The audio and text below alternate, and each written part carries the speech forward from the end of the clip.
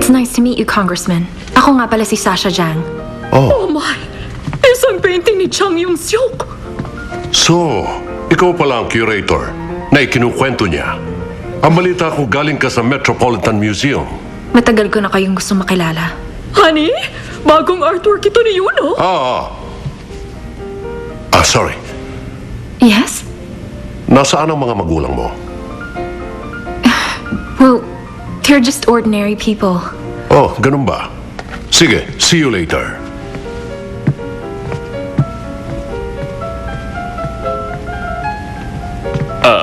Congressman, chairman po ko ng Namsung. Ako si Diego Kim. Oh, teka. Dati kang assistant ni Gaspar Kim, di ba? Oo po. Salamat po naalala niyo ako. Mrs. Lee, nice to meet you. Naku, mas magandang nandito kaysa sa nabili ko. Nakakainis naman.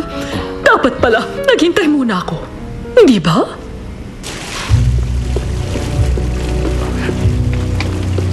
O, ito. Para saan ba to? Yung painting na tinitingnan ni Miss Lee dun sa gallery, benta mo raw siya ng 5 nun. Pakideliver mo na lang daw sa bahay ni Congressman. 5 peraso ka mo? Oo, no. Maganda yung marami. Mas okay ang quantity kaysa quality. I'm sure. Sakto ang binigay ko sa'yo. Nag-compute ako eh. Based dun sa price tag. Okay. Pamilyar talaga ang mukha niya sa akin. Siya raw si Sasha Jiang.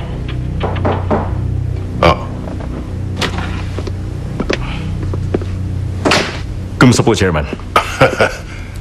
Kamusta na ang nomination? Inaayos ko na po. Ang Namsung naman.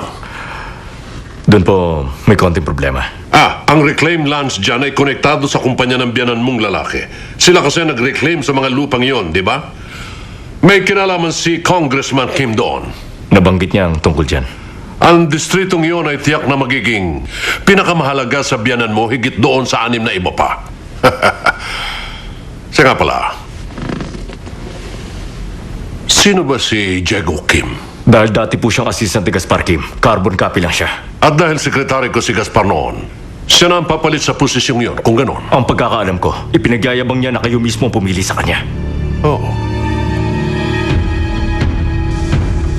Don, pag nasa Australia ka na at kalaban nilang national team natin, dapat go, Korea, go ka pa rin. Sige nga. Go, Korea, go! Pag ginawa mo yun, sigurado ako magiging outcast ka. Ano pong ibig sabihin ng outcast? Alam mo, ikaw, bilang lalaki, huwag kang papayag na umalis ang mama mo. Pag iniwan ng mabait na batang gaya mo ang bansa, ano mangyayari sa atin, ha? Wala. Hoy, bakit kausap mo siya? Mama! Tinuturuan ko siya maging lalaki. Ano yan? Kung paano magmotor, kung paano magka-girlfriend, pati magba-badminton. Teka, sabi mo marunong ka mag-badminton. Opo, tinuruan po ako ng papa ko maglaro. Magaling po ako talaga. Ayos, pag magaling ka na, gusto ko maglaro tayong dalawa. Maglalaro tayo? Pero wala po akong dalang raketa. Ibigyan kita ng raketa. Baby, you're all that I want when you're